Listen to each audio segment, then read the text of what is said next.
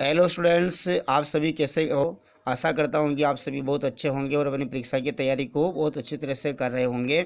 आपकी परीक्षा की तैयारी को अच्छी करने के लिए और आपके जो परीक्षा में बनने वाले प्रश्नों के ऊपर चर्चा करने के लिए मैं आपके लिए एक बहुत ही महत्वपूर्ण, ठीक है ना, विधि वीडियो लेकर के आया हूँ। उसका नाम है आपके बाप आश्वन विधि, या इसको बापीय आश्वन विधि भी कह सकते हैं, बापीय आश्वन विधि। ठीक है ना, समझ में आया। इंग्लिश में इसे कहेंगे हम स्टीम डिस्टिलेशन मेथड। स्टीम का अर्थ होता है भाप, आप जानते ही हैं। ये आपके कार्बनिक जो रसायन है, जो है ना ऑर्गेनिक केमिस्ट्री है, उनमें आपके जो पदार्थ हैं शुद्धिकरण वाले टॉपिक से ये लिया गया है। ठीक है ना, जो अशुद्ध पदार्थ होते हैं उनके शुद्धिकरण की विधियां हम ये पढ़ रहे हैं। उनमें सबसे महत्वपूर्ण विधि है बापीय आश्वन विधि। आपने शायद इससे पहले ये नाम नहीं सुना होगा, बापीय आश्वन विधि।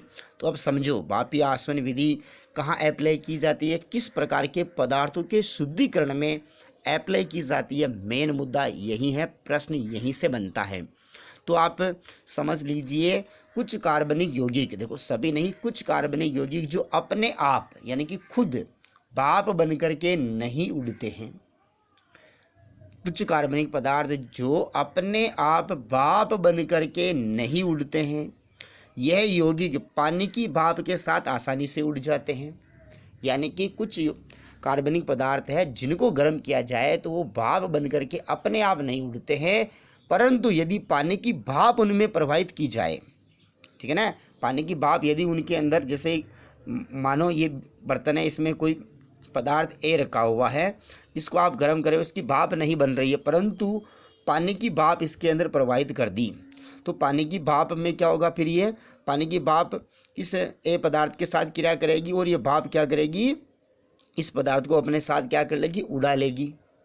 ठीक है ना, तो इस प्रकार के पदार्थों के शुद्धिकरण में हम, ठीक है, भापीय आश्वन विधि का प्रयोग किया जाता है, क्योंकि यहाँ पर भाप के साथ वो पदार्थ उड़ रहा है, भाप के साथ वो पदार्थ जा रहा है, इसलिए इस विधि को भापीय आश्वन या भाप आश्वन विधि कहते हैं। समझ में आ गया पहला बिंदु। दूसरा जो मेन बिंदु ये है, ये कार्बनिक यौगिक पानी में अघुलनशील होते हैं। भाप के साथ तो उड़ते हैं परंतु पानी में घुलते नहीं हैं। ये पदार्थ, कार्बनिक जो पदार्थ है, पानी में घुलते नहीं, अघुलनशील होते हैं, पानी की भाप के साथ उड़ते हैं। मेन मुद्दा आपके समझ में आ गया। उसके बाद देखिए आगे, ये कार्बनिक यौगिक भी, यह कार्बनिक यौगिक भी अपने क्वथनांक तक पहुंचने से पहले ही अपघटित हो जाते हैं।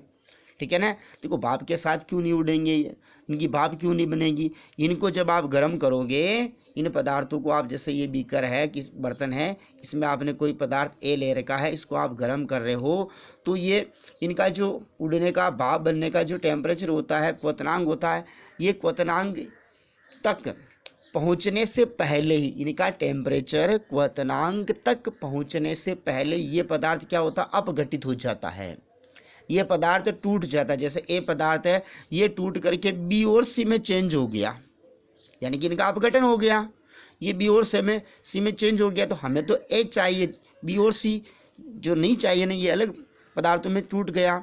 तो ऐसे पदार्थ जो क्वथनांक तक पहुंचने से पहले ही अपघटित हो जाते हैं, तो इनका शुद्धिकरण पानी में मिला करके पानी की भाप के साथ इनको उड़ाया जाता है, ताकि इनका अपघटन नहीं हो। इनको डायरेक्ट गर्म नहीं करते हैं, ध्यान रखना, डायरेक्ट इनको गर्म नहीं किया जाता है, पानी की भाप इनमें प्रवाहित की जाती है, तो पानी की भाप के साथ ये उड़ जाते हैं। ठीक है ना, समझ में आ गया। अगर इनको आप सीधे डायरेक्ट गर्म करोगे, ठीक है ना, भाप बनाओगे, तो ये भाप बनने से पहले ही, ठीक है ना, ये क्या हो जाएंगे, अपघटित हो जाएंगे। क्वथनांक तक पहुंचने से पहले, इनका जो टेम्परेचर क्वथनांक तक पहुंचने से पहले ये पदार्थ जो होंगे अपघटित होकर के अन्य पदार्थों में बदल जाएंगे। ठीक है, तो समझ में आया कि नहीं आया। अगला बिंदु है, इन कार्बनिक यौगिकों में अशुद्धियाँ जो होती है अवाष्पशील होनी चाहिए। ठीक है ना, अशुद्धियाँ जो, देखो जैसे कोई ए पदार्थ है, ये किसी दूसरे पदार्थ के, ए पदार्थ है, इसमें अशुद्धियाँ हैं, जैसे कि आपके कोई मिट्टी की है, रेत की अशुद्धि है, ठीक है ना, किसी भी जो ठोस अशुद्धि है, ये अशुद्धियाँ जो है अवाष्पशील है, ये उड़ती नहीं है। ठीक है ना, पानी के साथ, पानी की भाप के साथ, ऊपर से जो पानी की भाप प्रवाहित कर रहे हैं उसके साथ ये उड़ती नहीं है। ठीक है, तो इनमें जो अशुद्धियाँ है इस प्रकार के पदार्थों में वो क्या होनी चाहिए, अवाष्पशील होनी चाहिए। इस विधि का सिद्धांत समझो। ठीक है ना, ये इस विधि का सिद्धांत क्या है, सिद्धांत देखिए, किसी द्रव व जल वाष्प के मिश्रण का, देखो किसी द्रव है, एक तो द्रव है कोई भी, ठीक है, और एक जल वाष्प है, ठीक है ना, जल वाष्प का कुल दाब, कुल वाष्प दाब उन दोनों वाष्प दाब के योग के बराबर होता है, जिसके कारण द्रव अपने क्वथनांक तक गर्म होने से पहले उड़ जाता या वाष्पित हो जाता है। समझ में आया ने, किसी द्रव व जल वाष्प का मिश्रण है, ठीक है, तो उनका जो कुल वाष्प दाब है, जल और दूसरी, ठीक है ना, पदार्थ का जो कुल वाष्प दाब है उनका जो योग हमने कर लिया है, तो जिसके कारण द्रव अपने क्वथनांक तक गर्म होने से पहले ही उड़ने लग जाएगा। ठीक है, कुल मिलाकर के बात यह है कि दो पदार्थ ए और बी है, जैसे ए का वाष्प दाब जैसे माना कि, ठीक है ना, 75 mmHg है, और इसका वाष्प दाब जैसे कि माना कि 73 mmHg है। ठीक है, तो दोनों का हम क्या कर लेंगे, योग कर लेंगे। ठीक है, तो कुल वाष्प दाब उन दोनों के वाष्प दाब के योग के बराबर हो जाएगा, जिसके कारण द्रव अपने क्वथनांक तक गर्म होने से पहले ही क्या हो जाएंगे, वाष्पित हो जाएंगे। ठीक है, उसके बाद ये प्रयोग है, आप इस प्रयोग को देख सकते हैं। ठीक है, यहाँ पर ये देखो बर्नर लगा रखा है, यहाँ पर ये जल, देखो ये पर ये जो ये बराबर ये बालू उष्मक है, थर्मामीटर, तो ये आप चित्र जो समझ सकते हैं। मेन मुद्दा प्रश्न की बात है, देखो या अब हमारा जो है ना एग्जाम्पल है, कौन से पदार्थों का शुद्धिकरण भाप आसवन विधि के द्वारा किया जाता है, तो ऑर्थोनाइट्रोफिनोल का शुद्धिकरण भाप आसवन विधि के द्वारा किया जाता है, एनिलीन का शुद्धिकरण भाप आसवन विधि द्वारा किया जाता है, नाइट्रोबेंजीन का शुद्धिकरण भाप आसवन विधि द्वारा किया जाता है, सुगंधित तेलों, देखो इंपॉर्टेंट प्रश्न, दैनिक जीवन से जुड़े हुए जो उदाहरण होते हैं वो इम्पोर्टेंट होते हैं। सुगंधित तेलों का शोधन भी भाप आसवन विधि द्वारा किया जाता है। ऑर्थोनाइट्रोफिनोल व पैरानाइट्रोफिनोल का शुद्धिकरण भी भाप आसवन विधि द्वारा किया जाता है। इसी प्रकार से ट्राइफिनाइल कार्बिनोल और डाइफिनाइल कार्बिनोल का शुद्धिकरण भी भापीय आसवन विधि द्वारा किया जाता है। तो आपको मेन चीज़ क्या याद रखनी है, मेन चीज़ वो ये है कि जो पदार्थ स्वयं तो भाप बन करके नहीं उड़ते हैं परंतु जल की भाप के साथ उड़ जाते हैं, तो ऐसे पदार्थों का शुद्धिकरण भापीय आसवन विधि द्वारा किया जाता है।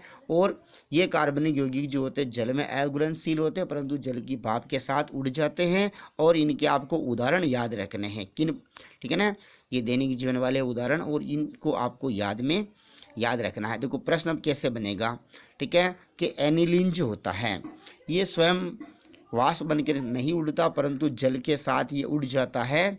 ठीक है, तो किस विधि द्वारा इनका शोधन होगा, तो भापीय आसवन विधि के द्वारा इनका शोधन होगा।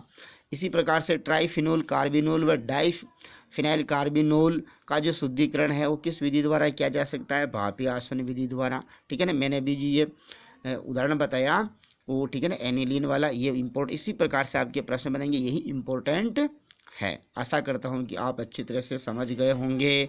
यदि आप चैनल के ऊपर नए हैं तो अपने इस चैनल को सब्सक्राइब कर दो, इसकी जो सदस्यता है वो आप ले लो, इसका कोई चार्ज आपसे नहीं ले रहा हूँ मैं। ठीक है ना, इसी प्रकार के इम्पोर्टेंट वीडियो मैं आपके लिए हमेशा लाता रहूँगा। जय हिंद, जय भारत।